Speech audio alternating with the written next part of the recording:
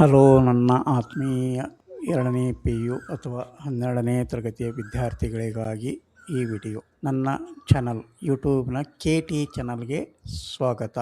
Hi ವಿದ್ಯಾರ್ಥಿಗಳೇ, ಬನ್ನಿ ನನ್ನ ಈ ಮುಂದಿನ ವಿಡಿಯೋ ಪಾರ್ಟ್ 3 ವಿಡಿಯೋ ರೂರಲ್ ಸ್ಟೂಡೆಂಟ್ಸ್ಗಾಗಿ ಮಾಡ್ತಾ ಇರುವಂಥದ್ದು. ಇದು ಫಸ್ಟ್ ರೌಂಡಿನ ರ್ಯಾಂಕ್ ಕಟ್ ಆಫು. ನಾನು ನಿಮಗೆ ಹಿಂದೆ 2 ವಿಡಿಯೋ ಮಾಡಿದ್ದೇನಂತೆ, ಪಾರ್ಟ್ 1 ಪಾರ್ಟ್ 2. ಇದು ಮುಂದುವರಿದ ಭಾಗ ಪಾರ್ಟ್ 3. ಓಕೆ, ಬನ್ನಿ ಇಲ್ಲಿ ಬಂದುಬಿಟ್ಟು ನಾನು ಇಲ್ಲಿವರೆಗೂ ಹೇಳಿದ್ದೀನಿ ನಿಮಗೆ B tech in computer science ಇವೆಲ್ಲ ಹೇಳಿದ್ದೀನಿ. ಇಂದ ಶುರುವಾಗಿ ಏರೋನಾಟಿಕಲ್ಲು, ಏರೋಸ್ಪೇಸು, ಅಗ್ರಿಕಲ್ಚರು, ಆರ್ಟಿಫಿಷಿಯಲ್ಲು, ಅದಾದಮೇಲೆ AIML. ಇವಾಗ ಬಂದುಬಿಟ್ಟು ಬಿಯಲ್ಲಿ ಇದೆ. ಓಕೆ, ಬಿಯಲ್ಲಿ ಕೂಡ ನೀವು ಈ ಡಿಸ್ಪ್ಲೇನ ನೋಡಿರ್ಬೋದು. ಬನ್ನಿ ಮುಂದುವರಿಯೋಣ. ಇವಾಗ ಇದು ಕೂಡ ಕಂಪ್ಲೀಟಾಗಿ ಬಿ ಟೆಕ್ಕಲ್ಲೇ ಇದೆ. B tech in computer science ಮತ್ತು ಎಂಜಿನಿಯರಿಂಗು. AIL ಬರ್ತಾ ಇದೆ. ಇದು ಕೂಡ ಕಂಪ್ಯೂಟರ್ ಸೈನ್ಸು. ಎಲ್ಲ ಕಂಪ್ಯೂಟರ್ ಸೈನ್ಸಿಗೆ ರಿಲೇಟೆಡ್ ಕಾಲೇಜಸ್ಸು, ಎಲ್ಲ ರ್ಯಾಂಕ್ಗಳು ಇಲ್ಲಿದೆ. ನೀವು ಪಾಸ್ ಮಾಡಿ ವಿಡಿಯೋನ ನಾನು ಮುಂದುವರಿಸ್ತಾ ಹೋಗ್ತಾ ಇರ್ತೀನಂತೆ. ಸ್ಕ್ರೋಲ್ ಮಾಡ್ತಾ ಇರುವಾಗ ನೀವು ವಿಡಿಯೋ ಪಾಸ್ ಮಾಡಿ ನೋಟ್ ಮಾಡ್ಕೊಳ್ತೀನಿ ಇರಬೇಡಿ ವಿದ್ಯಾರ್ಥಿಗಳು. ಯಾಕೆಂತಂದರೆ ಆಪ್ಷನ್ ಲಿಸ್ಟಿಗೆ ಈ ರ್ಯಾಂಕ್ ಕಟ್ ಆಫು ನಿಮಗೆ ತುಂಬ ಹೆಲ್ಪ್ ಆಗುತ್ತೆ. ಅದಕ್ಕೋಸ್ಕರ ನಾನು ಹೇಳ್ತಾ ಇರೋದು.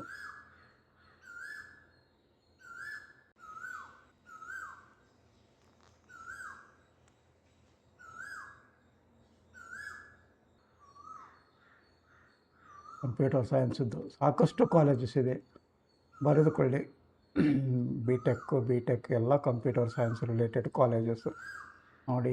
ಬಿ ಟೆಕ್ ಕಂಪ್ಯೂಟರ್ ಸೈನ್ಸಿಗೆ ಸಾಕಷ್ಟು ಬೇಡಿಕೆ ಇರೋದರಿಂದ ಇವಾಗ ನೋಡಿ ಎಷ್ಟೊಂದು ಕಾಲೇಜಸ್ ಇದೆ, ಎಷ್ಟೊಂದು ಸ್ಟೂಡೆಂಟ್ಸು ಔಟ್ಪುಟ್ ಆಗ್ತಾಯಿದ್ದಾರೆ. ಅದನ್ನು ಕೂಡ ನೀವು ನೋಡಬೇಕಾಗತ್ತೆ.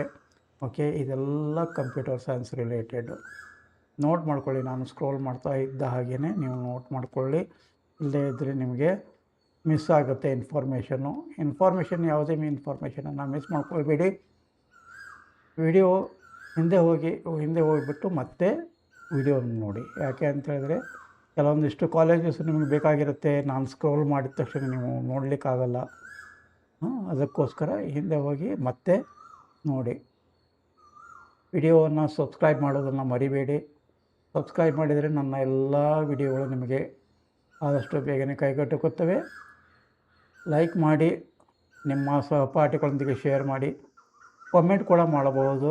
ನಿಮಗೆ ಪರ್ಟಿಕ್ಯುಲರ್ ಆಗಿ ಯಾವುದೋ ಒಂದು ಕಾಲೇಜಲ್ಲಿ ಈ 220 ಕಾಲೇಜು ಯಾವುದು ನಾನು ಹೇಳಿದ್ದೀನಿ ನಿಮಗೆ ನನ್ನ ವಿಡಿಯೋದಲ್ಲಿ ಎಲ್ಲನೂ ನೋಡಿ ಅಂತ ಹೇಳಿಬಿಟ್ಟು. ಅದಾದಮೇಲೆ ಈ 220ಯಲ್ಲಿ ಯಾವ್ಯಾವ ಕೋರ್ಸ್ಗಳಿವೆ ಆ ಕೋರ್ಸನ್ನು ಕೂಡ ನೀವು ನೋಡ್ಬೋದು. ಅದರ ಜೊತೆಗೆ ರ್ಯಾಂಕ್ ಕಟ್ ಆಫ್ ಕೂಡ ನೀವು ಅದರಲ್ಲಿ ನೋಡಬಹುದು. ಇಲ್ಲೇ ಇದೆ 240ಯಲ್ಲಿ ಏನಿದೆ ಅದನ್ನು ಕೂಡ ನೀವು ನೋಟ್ ಮಾಡ್ಕೊಳ್ಬೋದು. ಯಾವ್ಯಾವ ಕೋರ್ಸ್ ಇದೆ 128 ಕಾಲೇಜ್ ನಂಬರ್ 128ಅಲ್ಲಿ ಏನೇನಿದೆ ಕೋರ್ಸು, ಆ ಕೋರ್ಸಿಗೆ ಸಂಬಂಧಪಟ್ಟಂಥ ರ್ಯಾಂಕ್ ಲಿಸ್ಟ್ ಏನಿದೆ ಅದನ್ನು ಕೂಡ ನೀವು ನೋಡಬಹುದು. ಹಾಗೆ ಕಾಮೆಂಟ್ ಮಾಡಿದರೆ ನಾನು ಅದೆಲ್ಲವನ್ನು ನಿಮಗೆ ವಿಡಿಯೋ ಮಾಡಿ ಹೊರಗಡೆ ಬಿಡ್ತೀನಂತೆ. ಅಪ್ಲೋಡ್ ಮಾಡಿದ ತಕ್ಷಣ ನಿಮಗೆ ಬರುತ್ತೆ. ಅದಕ್ಕೆ ನೀವು ಸಬ್ಸ್ಕ್ರೈಬ್ ಮಾಡಿರಬೇಕು. ನೋಡಿ, ಬಿ ಟೆಕ್ಕಲ್ಲಿ ಇದು ಬಂದುಬಿಟ್ಟು ಎಲೆಕ್ಟ್ರಿಕಲ್ ಆ್ಯಂಡ್ ಎಲೆಕ್ಟ್ರಾನಿಕ್ಸು EEE ಅಂತ ಹೇಳ್ತಾರಲ್ವ, ಬಿ ಟೆಕ್ ಆ್ಯಂಡ್ EEE. ಇದು ಕೂಡ ಆಲ್ಮೋಸ್ಟ್ ಆಲ್ ಕಂಪ್ಯೂಟರ್ಗೆ ರಿಲೇಟೆಡ್ಡು. ಬಿಯಲ್ಲಿ ಬರುವಾಗ EEE ಅಂತ ಕರೀತಾರೆ, ಇಲ್ಲಿ B tech and EEE.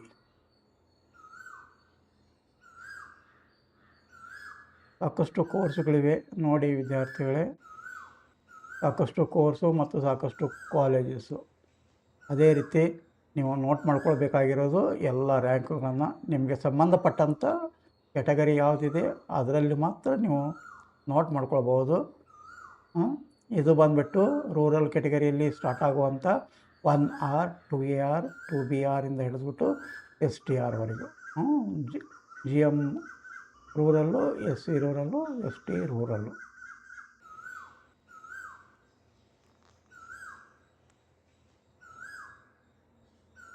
Video pause ಮಾಡಿ ನೋಟ್ ಮಾಡ್ಕೊಳ್ಳೋದಿದ್ರೆ ಎಲ್ಲನೂ ನೋಟ್ ಮಾಡ್ಕೊಳ್ಳಿ ಯಾವ್ಯಾವ್ದಿದೆ ಅಂತೇಳ್ಬಿಟ್ಟು.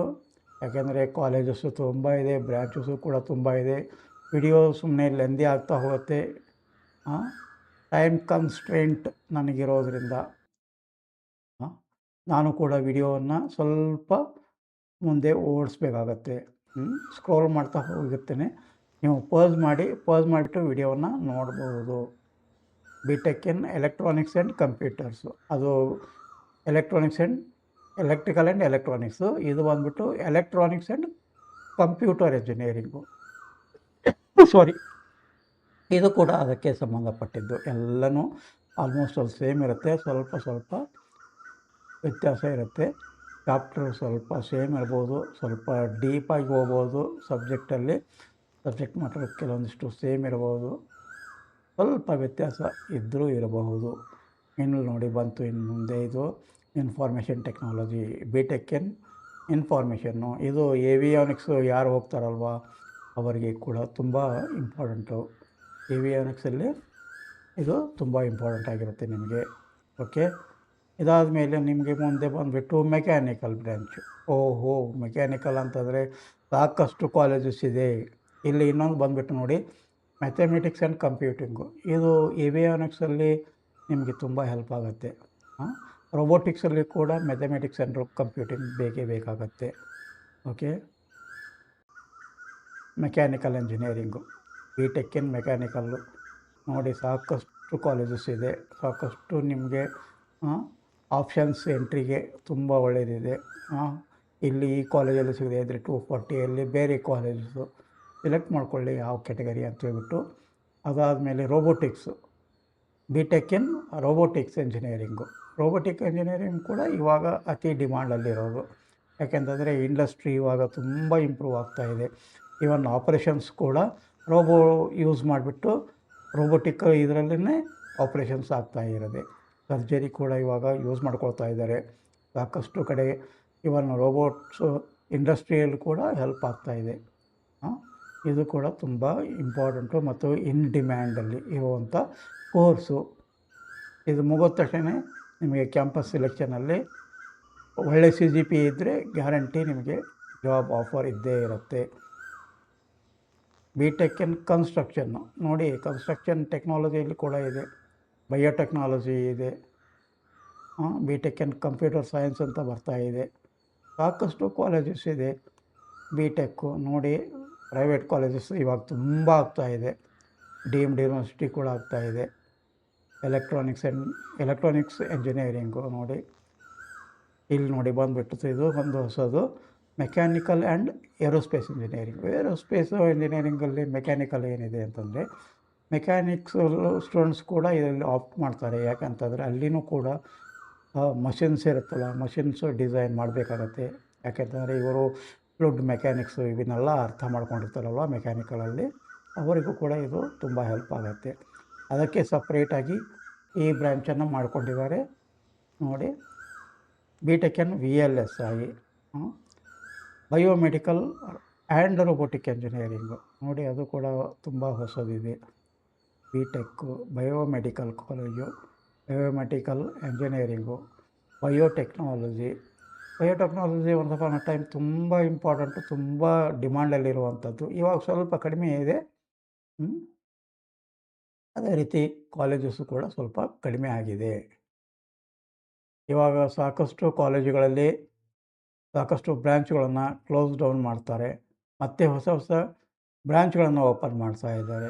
ಯಾಕೆ ಅಂತಂದರೆ ಇವಾಗ ಟೆಕ್ನಾಲಜಿ ಹೇಗೆ ಚೇಂಜ್ ಆಗುತ್ತಲ್ವ, ಟೆಕ್ನಾಲಜಿ ಚೇಂಜ್ ಆದ ಹಾಗೆಯೇ ಕೋರ್ಸುಗಳು ಕೂಡ ವ್ಯತ್ಯಾಸ ಆಗುತ್ತೆ. ಕೋರ್ಸುಗಳಲ್ಲಿನ ಚಾಪ್ಟರ್ ವೈಸ್ ಸಬ್ಜೆಕ್ಟ್ ಕೂಡ ನಿಮಗೆ ಚೇಂಜ್ ಆಗುತ್ತೆ.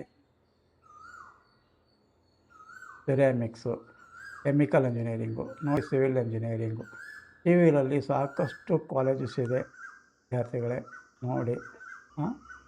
ಇಲ್ಲಿಗೆ ನಾನು ಈ ವಿಡಿಯೋ ಮುಗಿಸ್ತಾ ಇದ್ದೀನಿ. ಮತ್ತೆ ಸಿಗೋಣ ನನ್ನ ಮುಂದಿನ ವಿಡಿಯೋ. ಧನ್ಯವಾದಗಳೊಂದಿಗೆ ಸಬ್ಸ್ಕ್ರೈಬ್ ಮಾಡಿ, ಲೈಕ್ ಮಾಡಿ, ಶೇರ್ ಮಾಡಿ.